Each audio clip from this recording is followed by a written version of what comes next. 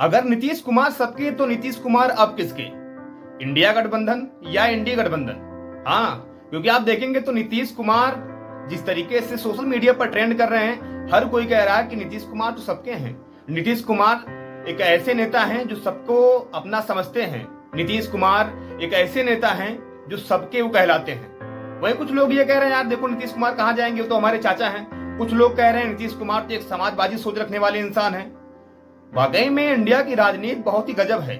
आप देखेंगे 2019 में चंद्रबाबू नायडू ने जब सारे विपक्ष को इकट्ठा किया था पीएम मोदी को हराने के लिए, उसके बाद 2023 में जिस तरीके से नीतीश कुमार ने पहली इंडिया गठबंधन की बैठक की थी पटना में, और आज ये दोनों बन गए हैं किंग मेकर। ये दोनों जिसके साथ जाएंगे उसकी सरकार बन जाएगी। लेकिन यहां बात की जाए अगर नीतीश कुमार की, तो नीतीश कुमार को आप सबको पता है कि नीतीश कुमार के अंदर अब पावर आ गई है, और नीतीश कुमार भी सोच रहे होंगे, ए बाबू कुछ ऐसा हमको ऑफर दीजिए जिससे हम आपकी तरफ आ सके।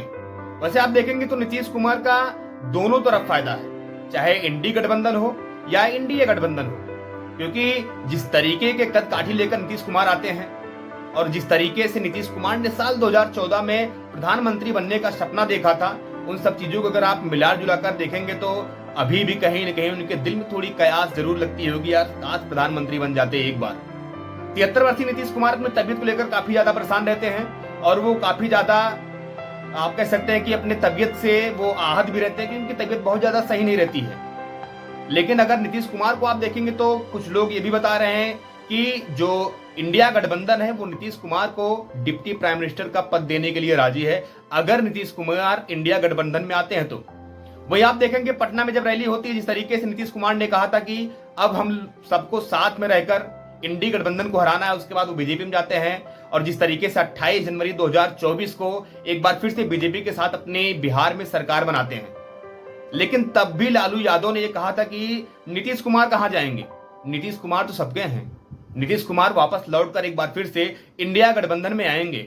लेकिन आज के डेट में नीतीश कुमार एक भारत के ऐसे नेता बन चुके हैं कि वो जिधर चले जाएंगे सरकार उधर बन जाएगी। अगर बीजेपी की यानी कि इंडी गठबंधन की सीटें लगभग 230-232 रहती हैं, तब यहां पर सबसे बड़ा अगर किसी को रोल होगा तो वो होगा नीतीश कुमार का और चंद्रबाबू नायडू का। क्योंकि आप देखेंगे 15 सीटों पर लड़े थे नीतीश कुमार बिहार में, और 15 सीटों में 14 सीटें वो लीड कर रहे हैं, यानी कि जीत रहे हैं।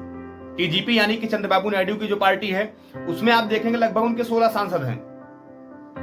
तो कहीं न कहीं चंद्रबाबू नायडू और नीतीश कुमार की बहुत ज्यादा ही यहां पर आज वैल्यू बढ़ती नजर आपको आएगी। बीजेपी को झटका कहां लगा? आप देखेंगे तो उत्तर प्रदेश में जिस तरीके से इनकी सीटें कम हुई, उसके साथ साथ जिस तरीके से हरियाणा में सीटें कम हुई, कहीं न कहीं ये सबसे बड़ा उनके लिए चैलेंजिंग मोमेंट था।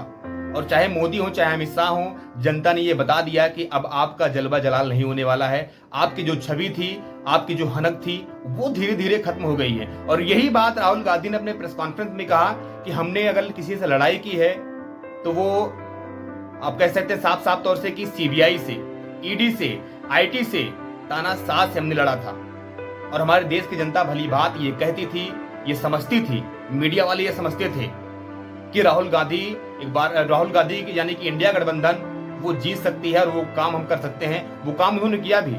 आप अंदाजा इस बात से लगा सकते हैं कि राहुल गांधी वायनाड भी जीत गए, अमेठी से भी जीत गए, माफ कीजिएगा रायबरेली से जीत गए। स्मृति ईरानी अमेठी से हार जाती हैं, सुल्तानपुर से मेनका गांधी हार जाती हैं, मैनपुरी और कन्नौज में अखिलेश यादव और डिंपल यादव की जीत होती है। लेकिन जब बात नीतीश कुमार की आती तो नीतीश कुमार के अगर आप आंकड़े देखेंगे, साल 2014 में जब वो प्रधानमंत्री बनने के लिए अलग हुए थे, तब उनसे जब अलग हुए थे तो उस समय वो हारे थे। 2015 में आरजेडी के साथ उन्होंने सरकार बनाई, वो नाखुश हुए बीच में। 2017 में फिर से बीजेपी के साथ सरकार बनाते हैं, फिर नाखुश होते हैं। 2022 में एक बार फिर से आरजेडी के साथ सरकार बनाते हैं, और जब उनसे नाखुशी उनकी जाहिर होती है तो 2024 में 28 जनवरी को एक बार फिर से बीजेपी के साथ आते हैं और वो बिहार में फिर से अपना सरकार बना लेते हैं।